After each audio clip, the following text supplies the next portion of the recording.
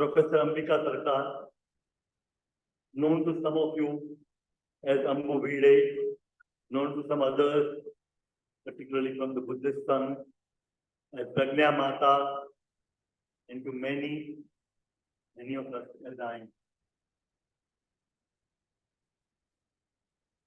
He passed away on Thursday, 10th August morning in Pune. Today we have gathered here,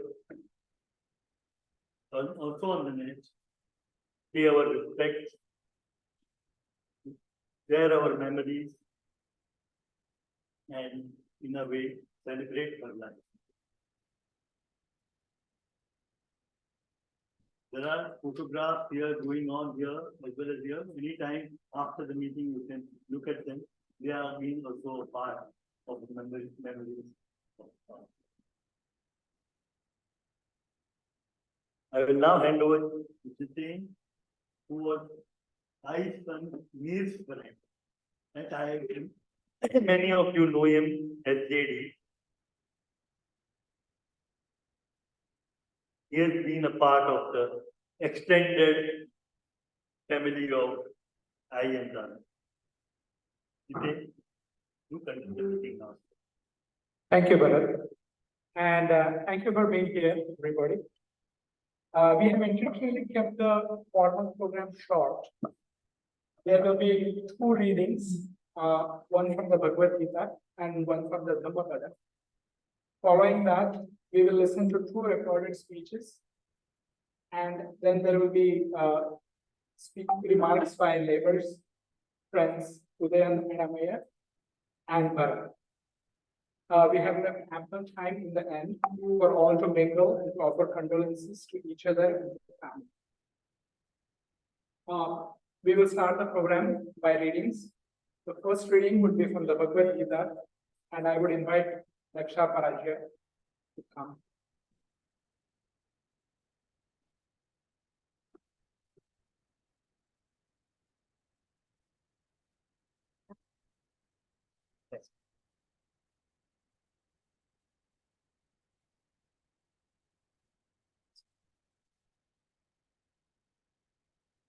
Our first reading is from the Bhagavad Gita, second chapter. So that it's Second chapter, commencing on page 11. Krishna speaks, Thou grievest for those that may not be lamented, whilst thy sentiments are those of the expounders of the letter of the law. Those who are wise in spiritual things grieve neither for the dead nor for the living. I myself never was not, nor thou, nor all the princes of the earth, nor shall we ever hereafter cease to be. As the Lord of this mortal frame experiences therein infancy, youth, and old age, so in future incarnations will it meet the same. One who is confirmed in this belief is not disturbed by anything that may come to pass. The senses moving toward their appropriate objects are producers of heat and cold, pleasure and pain, which come and go, and are brief and changeable. These do thou endure, O son of Bharata, for the wise man whom these disturb not, and to whom pain and pleasure are as one, is fitted for immortality. There is no existence for that which does not exist, nor is there any non-existence for what exists. By those who see the truth and look into the principles of things, the ultimate characteristic of these both is seen. Learn that he by whom all things were formed is incorruptible, and that no one is able to effect the destruction of it, which is inexhaustible. These finite bodies which envelop the souls inhabiting them are said to belong to him, the eternal, the indestructible, unprovable spirit, who is in the body, Wherefore, O Arjuna, resolve to fight. The man who believeth that it is the spirit which killeth, and he who thinketh that it may be destroyed, are both alike deceived. For it neither killeth, nor is it killed. It is not a thing of which a man may say, it hath been, it is about to be, or is to be hereafter. For it is without birth and meeteth not death. It is ancient, constant, and eternal, and is not slain when its mortal frame is destroyed. How can the man who believeth that it is incorruptible, eternal, inexhaustible, and without birth think that it can either kill or cause to be killed? As a man throweth away old garments and putteth on new, even so doth the dweller in the body, having quitted its old mortal frames, entereth into others which are new.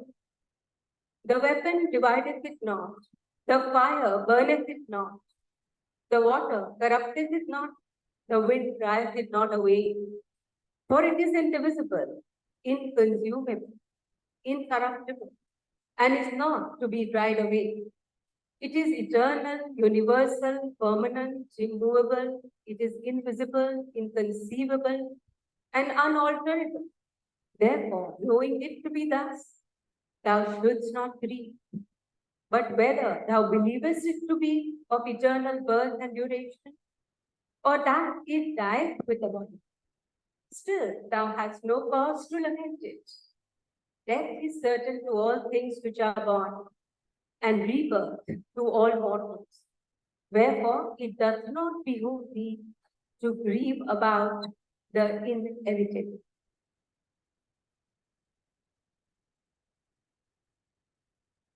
Thank you. Now I would invite Vidya Doshi to come and read from the Dhammapada.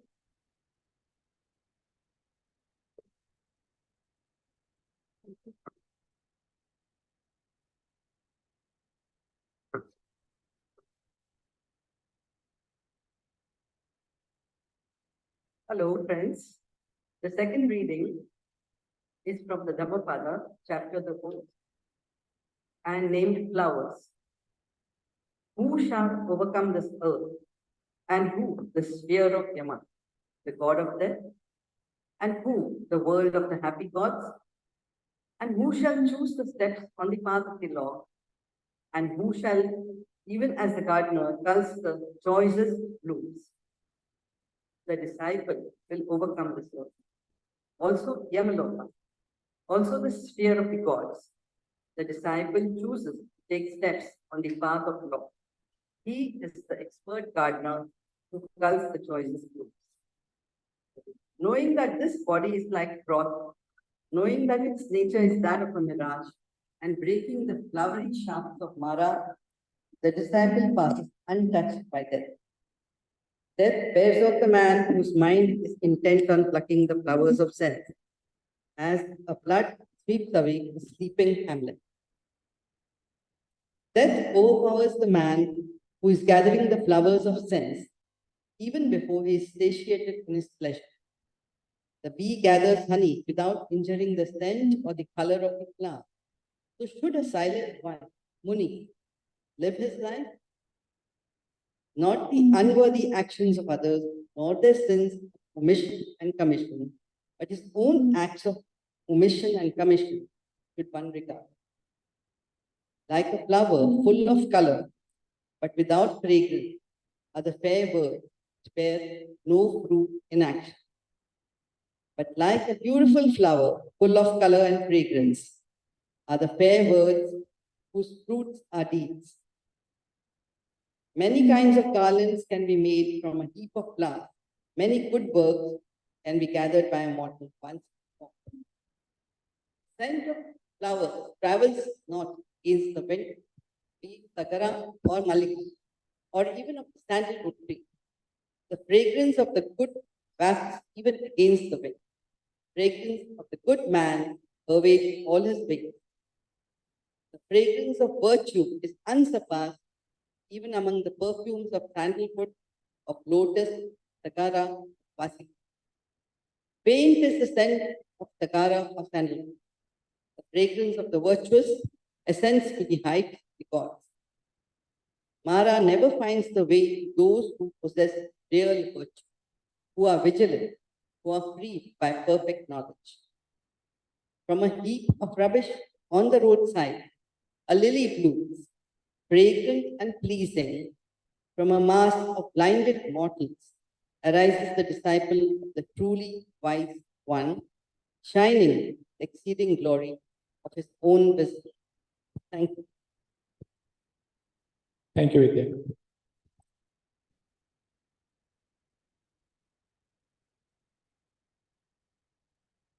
Now I'll be playing two recordings. The first is by Sahitya.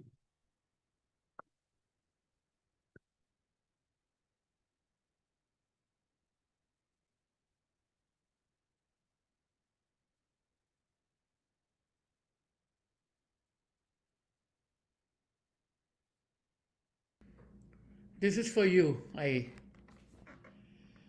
I had started calling you I before I had met the rest of your family, which would later become mine. You taught at my college, and those who attended your lectures came out transformed and enlightened. Over the last week, we are struck by the sheer number of former students whose lives you affected, changed by opening their minds, by urging them to work on causes and not merely in professions, by introducing many of us to books we would not otherwise read, films we would not get to see, or works of artists we would never know about. You broadened our minds and deepened our understanding of life. I was never a student in your class, but I learned more from you during our conversations in your office, from our long walks along the sea looking for the man who had the sweetest, freshest coconut water to sell, and sometimes on your terrace when the sea breeze brought the temperature down and you no longer needed to ask, "Are Salil, jara pankha sod." You revealed to me the possibilities that existed if only I searched harder. I remember the plays we saw, the concerts we attended, and the books we discussed. You made some of us believe in ourselves. One friend of mine set up a non-government organization inspired by your encouragement. Another friend, now a leading lawyer in Bombay, told me you made him believe that one could change the world. Yet another friend who lives in New York and he's in advertising called you his conscience keeper. Reality has the unfortunate habit of intruding, but when you're young, it is the right thing to be told at that time. When you steered the Poor Students Education Relief Fund at our college, you showed exceptional sensitivity in seeking out students who needed help. You devised surveys with imagination so that the students could respond honestly without being embarrassed, and you figured out who needed help. You respected their dignity and opened doors for them so that they could pursue their own dreams. There are countless students who were able to continue their education because of your deep understanding of the situation. You showed astonishing fortitude and courage in facing blow after blow that dealt the kind of pain that would overwhelm any of us. And you showed Buddhist equanimity and an exceptional ability to endure. These included profoundly tragic losses of life of your near and dear ones. Mihir, when he was not yet 20. Dada, way too early. Jai, too, before her time. And our Karuna, in the prime of her life. As well as close friends like Gauri. But you soldiered on, becoming a caring and doting grandmother to Udayan and Ameya, and a matriarch to many of us, Bharat and Vidya, Jiten, Firdaus and me, and many others. You remained stoic, building on the bright spots in your life when your children were young, when you taught. You wrote moving, realistic fiction that was ahead of its time. In terms of the bold themes you tackled, the feminist ideals you championed, and the rich literary life you carved out and flourished in. Your writing was simple and elegant, like the saris you wore. It celebrated life amidst adversity, which you personified, and it showed bridges being built and people making connections and people finding fine bouquets and making them from the flowers that they were handed. You stayed the true teacher all your life in its noblest sense, guiding the young, offering advice, taking interest in others' lives, and offering the helping hand to those who needed it the most. Now you are at peace, and we mourn, and we grieve, and we remember, and we thank you for walking with us, and we know you will continue to be with us.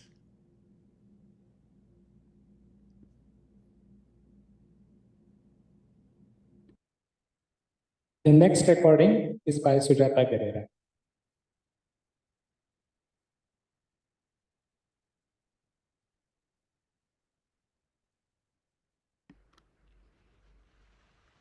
Hello, Ai. There have been so many memories of you that have flooded my mind since August 10th, 2023, the day you chose to move on.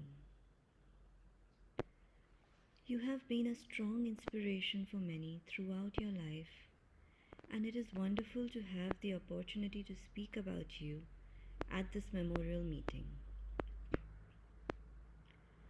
So today, I am going to take you on a memory trail with me, Ambika, and hope you will feel the warmth of these loving moments we've had together. It was the summer of 2010 when Nikesh was graduating with his doctoral degree from Johns Hopkins University. While Nikesh was already at the university, you and I both were to fly together from Mountain View to Baltimore, close to a 6-hour journey. At the airport, we crossed a small patisserie with some delicious cakes and bought a cake or two before we headed for the gate.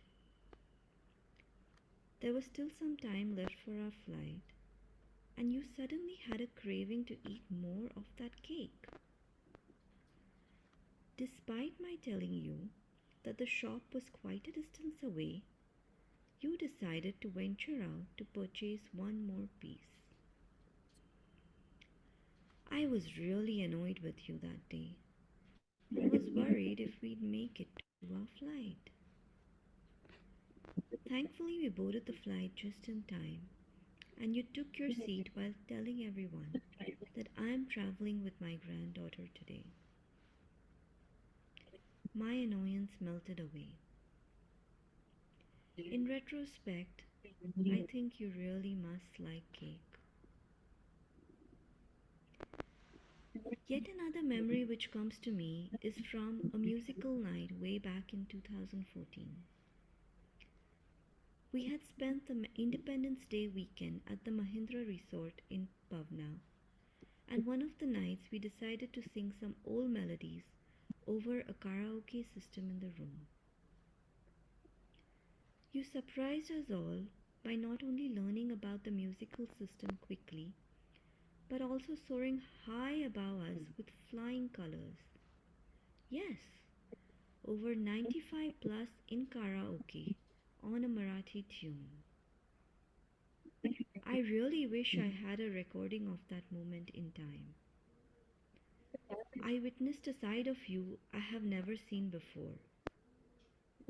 Your keen ear for music, and especially those wonderful melodies in Marathi, were brought to the floor that day. Missing you, Ai. Here's a big hug with lots of love from Sujata. This is for you, I. I had started calling you. Next, we will have Nikesh Pereira sing Anta.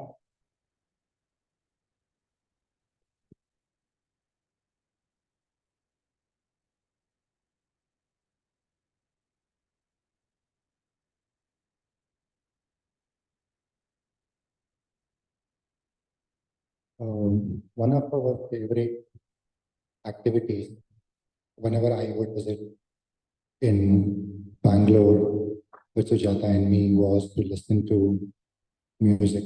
And she loved Hindustani classical music. She would love to listen to Kumar Gandharvaji, Kishori Amokarji. And I think it would be fitting that if we could sing a few lines from her favorite artists. She gave me all her cassettes, all her tapes, and we had a tape recorder as well. And I treasure them very much. So we just listen to a few words by Kishori Amokarji. Is this okay?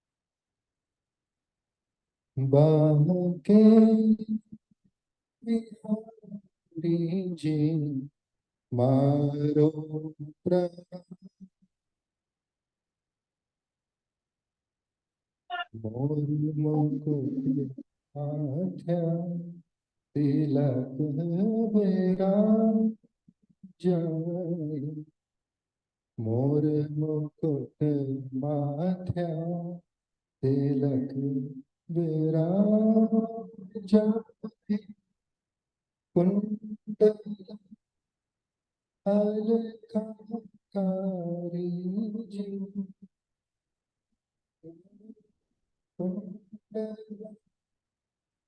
अलंकारी जी मारो प्रणाम बाके बिहारी जी मारो प्रणाम या छवि देखा मोया मेरा या छवि देखा मोया मेरा मोह गेरे वरदारी जी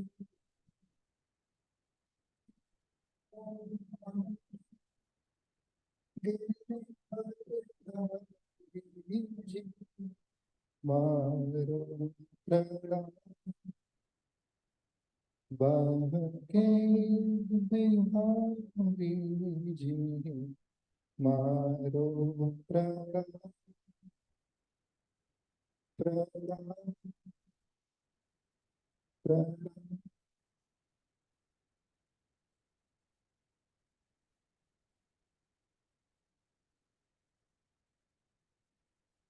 Thank you, Nikesh. Now I would request Dina Sidhwa.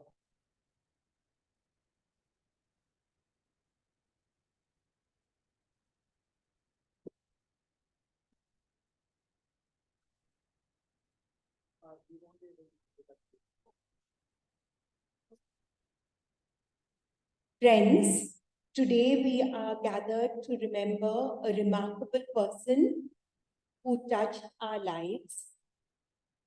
Ambika was a cherished neighbor. For my mother, Frini, for a span of nearly 62 years. For my sisters and me, since we were born. Ambika embarked on life's journey alongside with Dada, as we children call him, and Ramesh, as my parents call him. and their children, Jai, Karuna, and Mihir, along with them, embrace the joys and challenges that come with the routines of everyday existence. And in many ways, the children were in and out of our homes, and we were inside and outside their homes. And we had many joyous childhood memories. The marriage of Karuna and the joyful arrivals of Udayan and Amir. Sorry, I missed out something before. The loss of their beloved youngest Mihir and our cherished playmate was an indescribable agony that the family bore with exceptional strength and dignity. But with time, the marriage of Karuna and the joyful arrivals of Udayan and Amir infused the family with immense happiness and delight. And all of us shared in the immense happiness and delight of both these wonderful young children. In the years that followed, Ambika demonstrated an extraordinary quality of bearing the losses of her beloved husband and Jai and Karuna with an unparalleled sense of poise and dignity and inner strength. She exemplified an unyielding spirit of resilience, even in the face of extreme, profound pain. She managed to maintain her interest through all of this in people around her, and often a real sense of humor. I recall well that in April 2000, when I went to tell her that I had just gotten engaged, she took the phone to congratulate my fiancé George, and she started singing, "Jiski bibi moti, jiski bibi moti, uska bhi bada naam hai." And I was really quite amused by that. But that was Ambika. At other times, she would regale us with, she wore an eeny meeny itsy bitsy yellow polka dot bikini. And some of us will remember how she put the emphasis on the word she wore. And she would sing that very often. She visited me twice in Edinburgh, and there were various things that I remember with great affection, her humor and her complete interest in every small bit of information.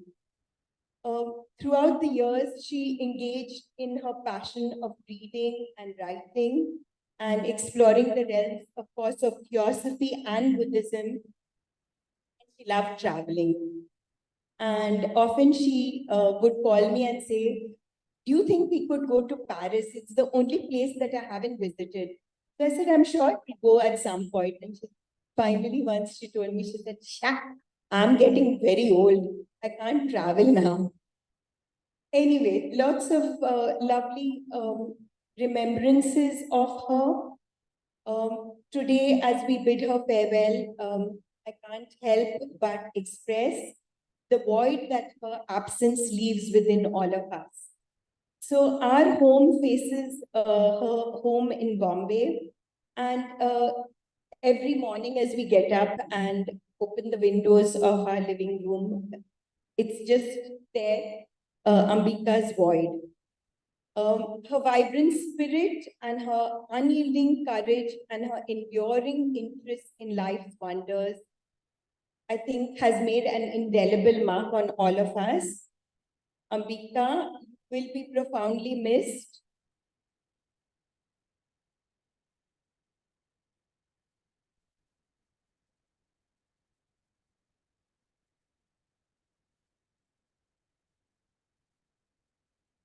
For those of you who don't know me, my name is Jiten Vaidya. Also known to some of you by my IIT nickname, Jade. My friendship with this remarkable family, Mihir, Karuna, Jai, Ambika, Ramesh, and I should also include Bharat and Vidya, started nearly 40 years ago when I met Mihir Sirkar Ambika and Ganesh's son on the freshman's hike at IIT.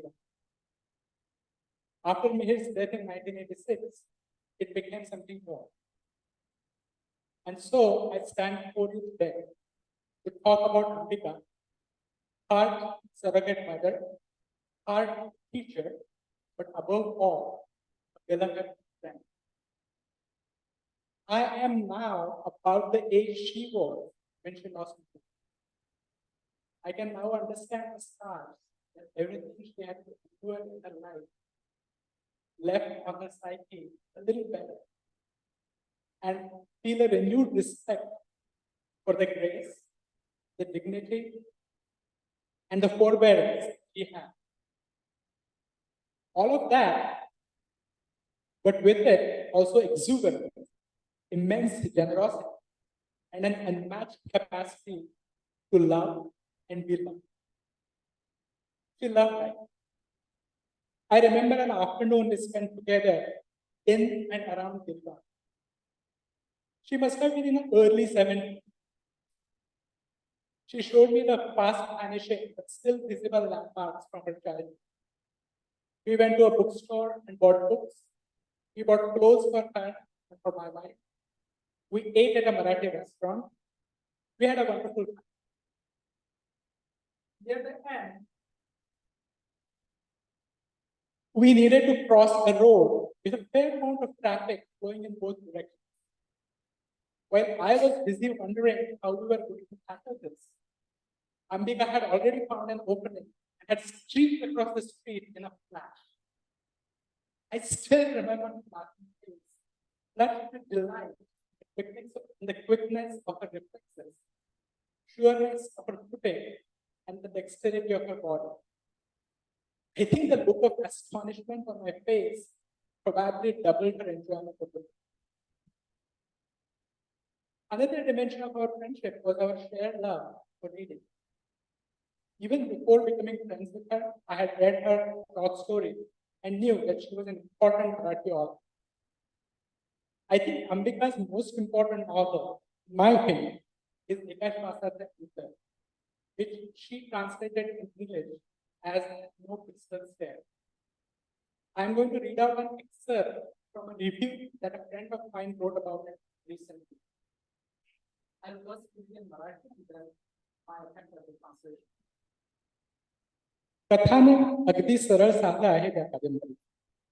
एक कमावती by, एक मुलगा झाल्यानंतर नवऱ्याच्या नादानपणाला कंटाळून वेळीच उपस्थित होते. लोकांची बरी वाईट शहाणी कुस्ती बोलणी ठेवते, फसवते. दुसरं लग्न करते, संसार करते, यथाशक्ती निभावते, म्हणून जाते. या पल्ल्यात या पुस्तकात विशेष सांगण्याजोगे घटना नाही. पुस्तक संपल्यावर हे जाणवतं तेव्हा चकित झाला होता. कारण या सरळ साध्या आयुष्यात किती काय काय प्रवास होतात तेव्हा जराही मेलोड्रामा न वापरता उत्कटतेचे रंग गडद न करता माणसांना काळ्या पांढऱ्या रंगांमध्ये न रंगवता स्त्रीवाद या शब्दातला सही न उच्चारता परंतु तटस्थतेचा आवही नाही आयुष्याबद्दलच बोलणारी गोष्ट इतक्या परिणामकारकपणाने कशी काय लिहू शकते म्हणून असं वाटतं. Understand Marathi during my translation. The novel has a pretty straightforward plot. A working woman has a child with her husband that gets tired of waywardness and divorces in early. Endures the sometimes right, sometimes wrong, and reacts to the people around her. Deals with them. Remarries, commits to this marriage, and builds a family with all her own. Lives a full life and dies. Beyond this, not much happens in the book. When you realize this at the end of the book, you are astonished because in this seemingly straightforward life, you find this one wandering such paths and undertaking such journey. One is left feeling amazed at the author's ability to write a story that talks about life so effectively without using any melodrama, with understated portrayal of intense feelings, without painting characters only black or white, or without any over-preaching around feminism, but without and without any force of authority, neutrality either. So many critics who were her contemporaries of Ambika, about the same age as her, have lauded her books. Why? This friend of mine is more than 50 years, two full generations younger than me. I will not be surprised if people are reading this novel and are being moved by it 100 years from now. Very few of us can aspire to such a level. Ambika was intensely interested in religion, and like everything else, she brought to bear her ferocious intellect, ceaseless energy to religion. Ambika was brought up as a Hindu, was an ardent student of theosophy, but found her spiritual home in Buddhism. As such, Ambika believed in reincarnation. She would tell a story about her beloved friend, the celebrated Marathi writer Gauri Deshpande. Gauri, who was an atheist, would say, Ambu, I don't think we can manage this particular thing in this lifetime, but we should remember to do this in the next birth. To that, Ambika would say, but Gauri, you don't believe in reincarnation. And then she would tell Gauri's response with fond pleasure. First, but Ambu, you do. I too am an atheist. But as I grieve her passing, remembering that story brings a smile to my face and allows me to hope that in the next birth, I too will be able to continue my careless dialogue with this remarkable person. Hard-hearted mother, hard a teacher, but above all, a friend, a generous, compassionate, curious, and funny friend with an immense capacity to learn.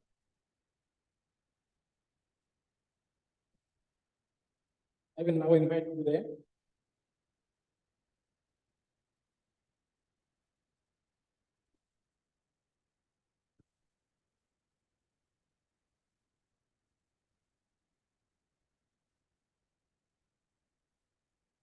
The risk of going so far down the running order is that everyone has already said everything. But thank you for such wonderful thoughts and memories and remarks. So I'm not going to do the dignity bit, done that. And I'm not going to do the inner strength. I think we all saw that in spades. I will tell you about my personal bond with my grandmother.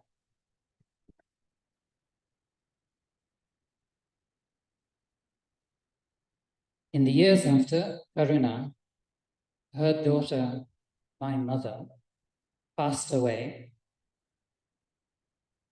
my Aji and I forged a personal bond. We insisted on being family, and within it, creating a friendship really in defiance of the tragedies that we had experienced.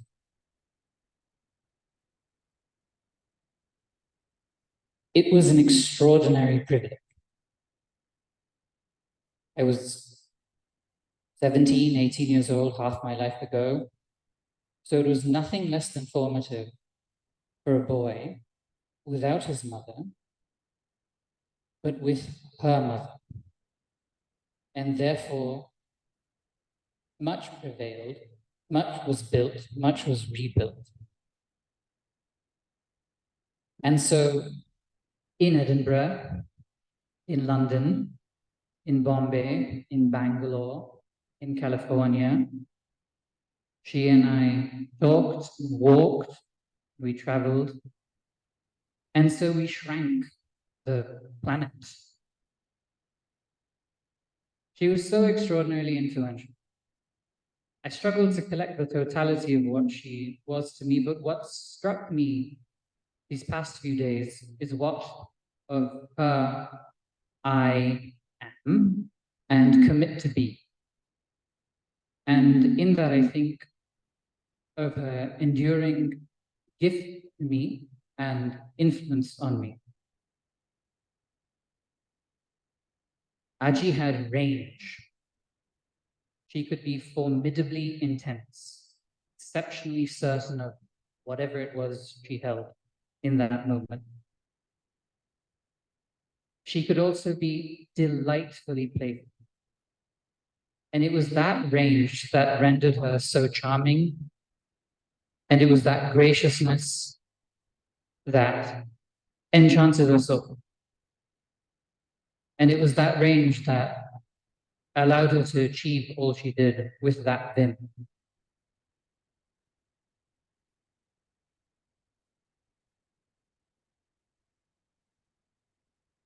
Her inner strength manifested in many forms, indeed, in stoically meeting many challenges. But it is even in her other accomplishments that courage and resilience is plain to see. No small thing to have done the things she did in the 50s and 60s. It takes massive courage to have changed her life in the way she did. And we are all beneficiaries of the life that she and Dada created. And it took many forms, of course, the people that I perhaps am most jealous of missing by the fact of my birth coming too late, the friendship with certain others, the salon that she and Dada anchored in the 70s and 80s. And wouldn't it have been quite a privilege to see her lecture, actually? Don't worry, she lectured me upstairs anyway. And so to her dignity. She extremely thoughtfully contributed to all of our lives. She had a respect for the nobility in everyone.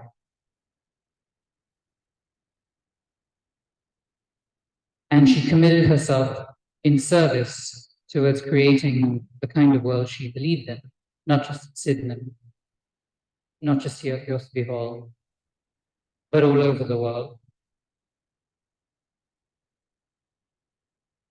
I will miss her companionship. I really knew her in the last portion of her life. And so our personal bond was one of healing. It was one of family. It was one of great joy. But it was really interpersonal. It was my Aji and her Nata. We committed ourselves to do what we could to ensure we'd be there for each other. And that we did. And while that service has now ended, it is because of it that we so enjoy our extraordinary time together.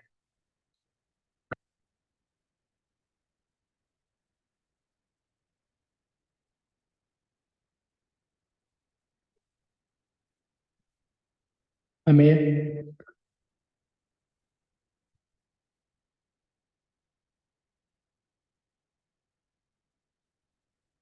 Thank you, Aarambh. Aji was a beloved, doting, and inspirational grandmother for us growing up. I've been going through the old family albums and scanning some of them, and they do sometimes trigger a memory, even the ones from Singapore when we were very young.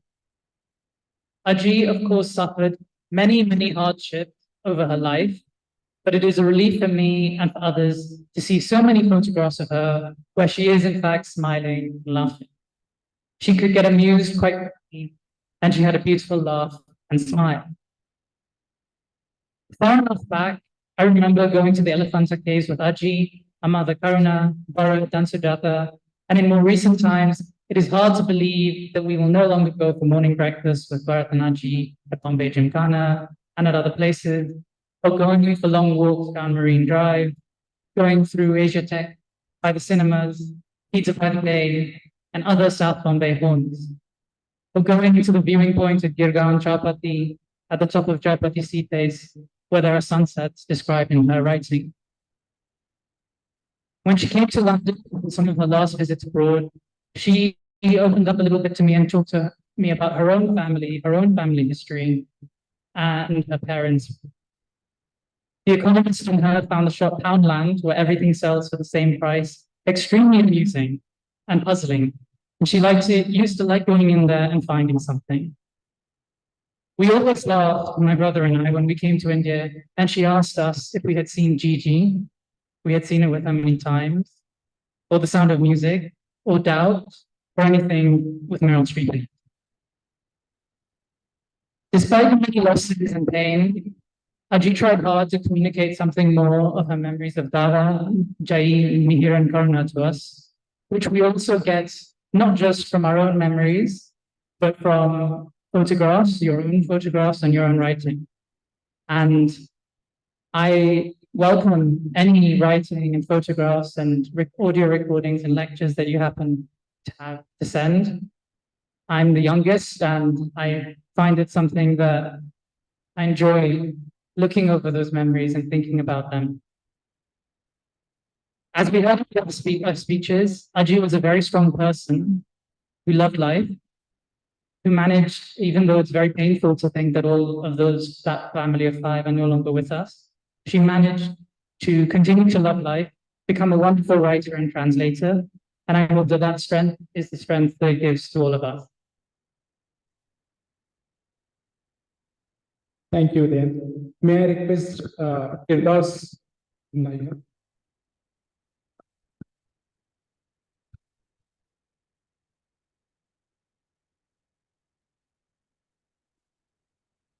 I don't think we've come here to mourn the passing away of Mr. Sirkar. We've come to celebrate him. And Mr. Sirkar is what he will always be to me. I've never gotten out of calling her either I or Ambika, because I thought that was too disrespectful. I'm sure Subhash at least will know that we had a class for BCom on the ground floor of Sydenham College. And of course, Mr. Sirkar would come about 10 minutes before the class would start. You could see her umbrella bobbing up and down as she walked past the wall of the college. She would leave her umbrella and her bag with the very trusted liftman, and she would come to class and lecture for 45 minutes without a single note, and keep the entire class in awe. There's one thing in the about her time. She leaves behind generations of professionals, lawyers, accountants, business executives, and as well as practitioners found teaching and jubilating and who were inspired by her encouragement. But she also leaves behind one doctor of English literature. She gave me my first novel, for Graham Greene's Teeth. I didn't like it very much. I gave it back. And she said, read it again when you're 10 years old. I read it when I was 5 years old. I got very much hooked. We had a very nice relationship where it came to books. It was always books. And what was interesting is that our views never met. So there was a lot of scope for discussion and debate. So that's why I said we come here to celebrate, not to work.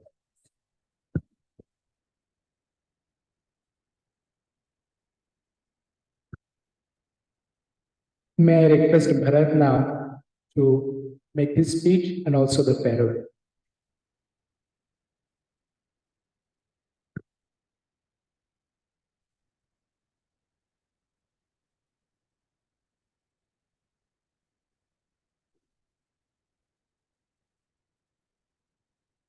Can you hear me? No echo. Okay. For the recording.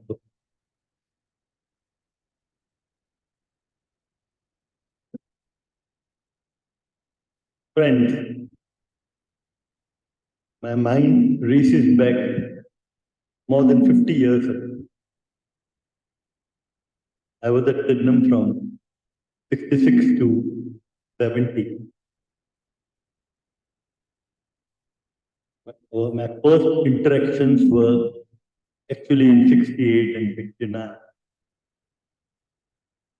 In a way, that memory trait, which I want to share, how she graduated from being a teacher, a friend, a guy, a mentor, a mother, my eye. It's a long journey. Jiten has allotted to me 5 minutes. I'll try to do whatever justice, but if I exceed time, just bear with me. So my first interaction with Professor Sirkar, as I would call her then, was at the Sydenham College as a student. I used to participate in elocution competition and in university youth festivals. And of course, I became famous in the college for the mock trials that I did of professors. And she and I would discuss about these mock trials, but more than that, we started talking about theatre and plays.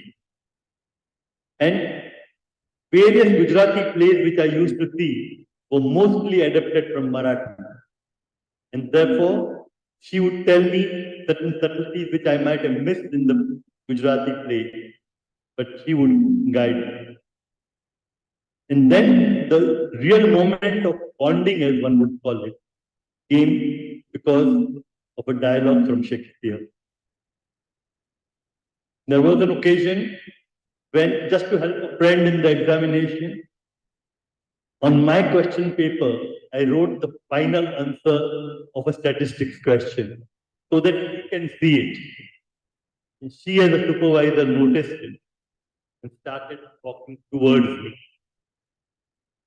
And actually, I had like palpitation in the heart, and I was not sure what she is going to do. Is she going to ask me to get out of the hall and leave the exam? What will she do?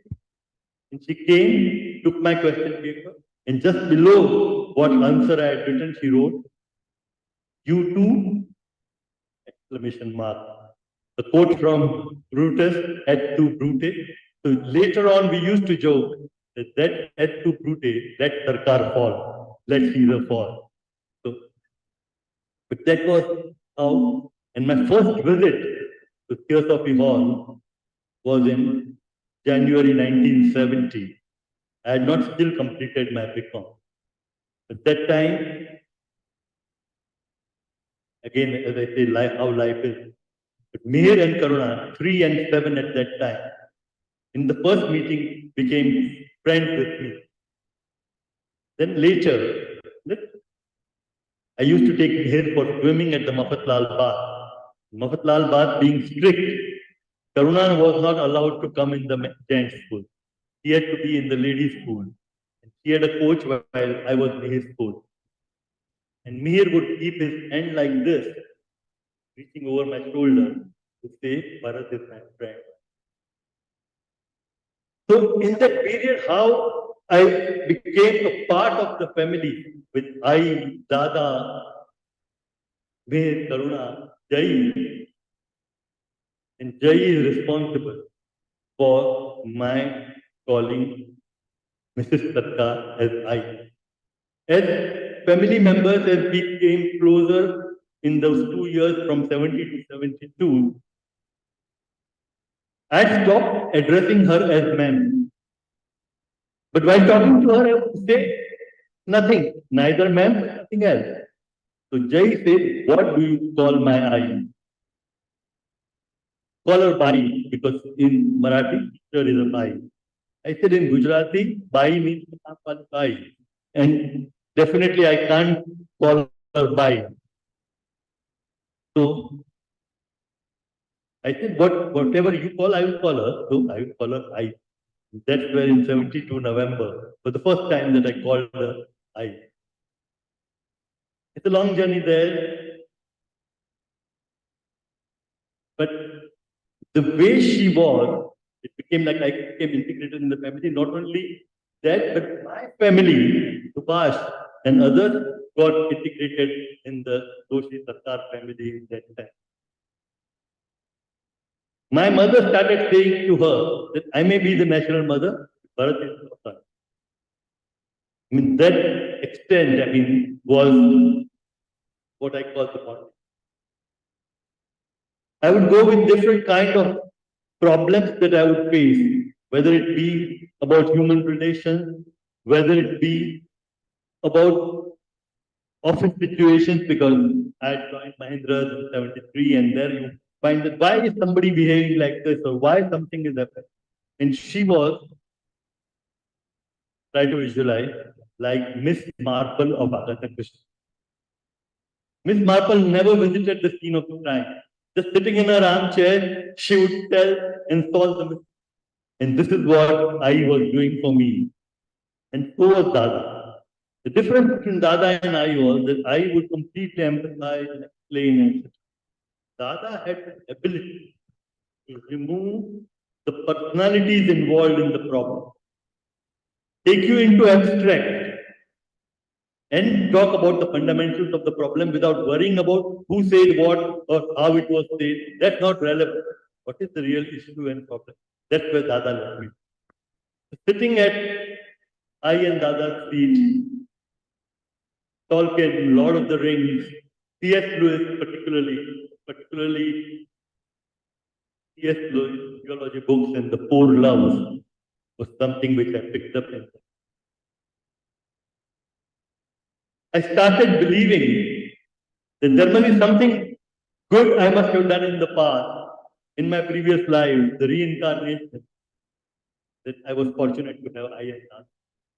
And that belief got strengthened, that belief got reinforced when 4th of January 79, and 4th of January is quite an important day for people for Philosophical New Year. Just by chance, I met Vidya at Exupery. As to what happened then is another story, maybe at my memorial Vidya can say. But it was just sheer coincidence. Anybody who knew me, I used to visit every Saturday. But this was a Thursday, and I visited. And I had not come to the theosophy meeting or something. I was just upstairs playing with the children. And Vidya came to invite for her brother Ravi. Ravi is present here somewhere. Her brother Ravi's wedding. He came with the invitation card. And just, as I said, I'm not supposed to remain in suspense. But we traveled a lot together, Vidya, myself. We went to Darjeeling, and this was before Mir passed away. And Mir insisted that he wanted to go to the Mountaineering Institute to see what it is all about. And in 82, in Darjeeling, we all went there. We were sure of that memory. In 86, of course, came the big shock when Mir passed away. And I watched, not just in 86, but in 2000 when Dada passed away, 2001 Jai passed, and then 2006 Corona passed. Of course it affected her, but as everybody talked about her inner strength, stoic personality, resilience, equanimity, it was all visible to me, very closely.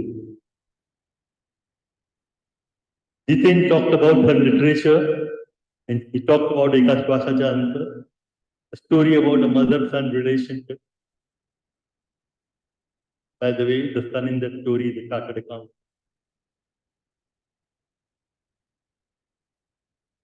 But I consider one other novel of her, which was a novel published a few years later, Anta, neither the end nor the beginning. And that got the Maharashtra government award for the best novel. And Vidya and I both were present in Sangli when the award was given. But to see so many people coming and talking to her and the accolades which she got on that day still etched in my memory. One more reason I like Anta Aarambh. It was dedicated by I to Vidya and me. A few years later, and that was few years after Karuna had passed, she wrote her last short story collection, or she published her last short story collection, which was Shantavara, which was dedicated to Karuna and Chandra.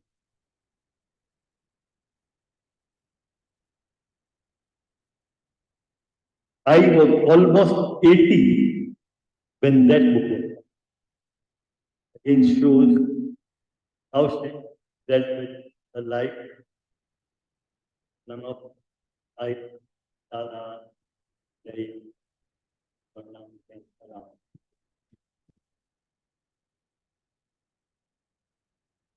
But in those days, in the 2009, she traveled a lot.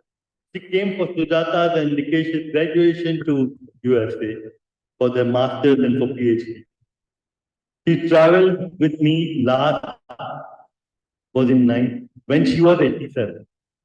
And that was in 2019 to Bangalore. After that, she didn't travel. He was always glad about Ameya and Udayan visiting. The moment she learned their plan, he would start discussing as to where she would take them for dinner, breakfast, which restaurant. She would go out and try out a new restaurant, saying that this time let me try this out, because last time Ameya didn't like what we. In the recent past, at one stage, Udayan, in an exchange of WhatsApp with me, talked to me about a huge debt of gratitude, and I said, it's not that, it's not a debt, it's a bond of love. Bond of love across 3 generations. I, Karuna, Ameya, Udayan. A bond of love which I nurture. Exupery was recounting this afternoon. It naturally feels for those as if we are a part of the family. So now I'm going to share something which she had shared with me more than 30 years ago. And I had jotted down only the last 3 couplets of that poem which she had written. I was able to dig it out this afternoon. I was not able to do it, but this afternoon I was able to dig it out. And I'm reading, and it's a poem. And particularly while talking about C.S. Lewis and the 4 loves, she always used to talk about affection at one end of the spectrum and affection.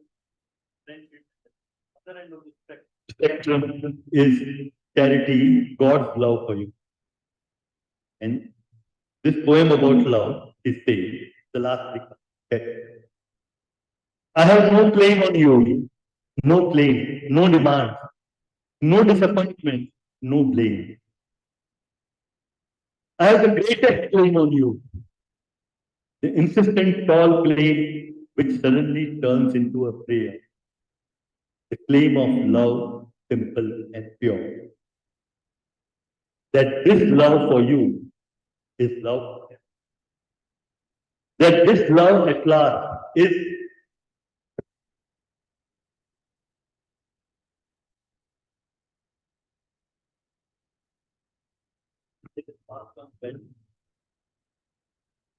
thank you everyone for coming. To me, thank you. Being the and thank you Theosophy Company for providing this very nice venue where we can spend time together. And there are programs here which can see somebody advised me to bring the entire collection of books of whatever. So there are 11 books. There are 3 translations. There are short story collections and 2 novels. And there is one book on American economic history in Marathi. I brought the set of books and then didn't bring it up. I said, by chance, somebody while reading takes it away, then my set is incomplete. So I was being selfish, but you can always come to my home. There it is.